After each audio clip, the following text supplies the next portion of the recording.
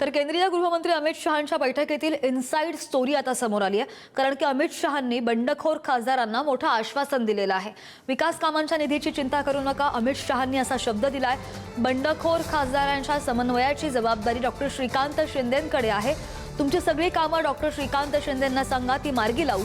मोठ्या कामांवर कॅबिनेट बैठकीमध्ये निर्णय होईल, असं आश्वासन अमित शहांनी दिलंय।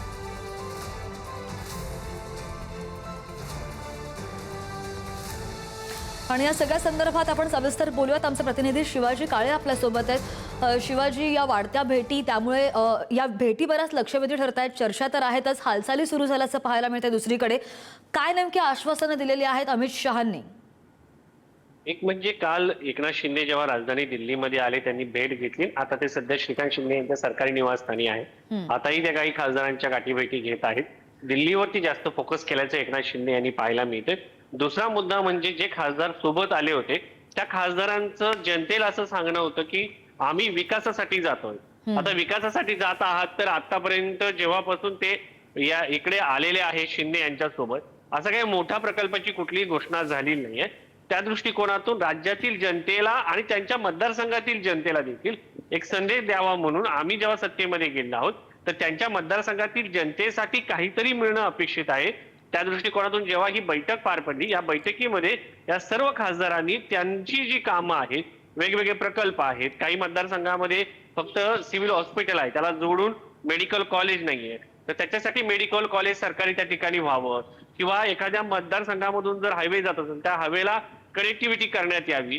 या सगळ्या ज्या गोष्टी आहेत, केंद्र सरकारच्या वेगवेगळ्या योजना आहेत, छोट्या छोट्या लघु व सूक्ष्म उद्योगच्या माध्यमातून काही उद्योग त्यांच्या मतदारसंघात येऊ शकतात का, या सगळ्या दृष्टिकोनातून ही बैठक महत्वाची होती। आणि या खासदारांनी त्यांच्या मतदारसंघामधील जे प्रश्न आहेत, जे केंद्र सरकारकडनं सॉल्व्ह होऊ शकतात, सोडवले जाऊ शकतात, त्या सगळ्या संदर्भामधील कागदपत्र हातामध्ये ठेवली होती। आणि ही कागदपत्र जी आहेत अमित शहा यांच्याकडे सोपवण्यात आली।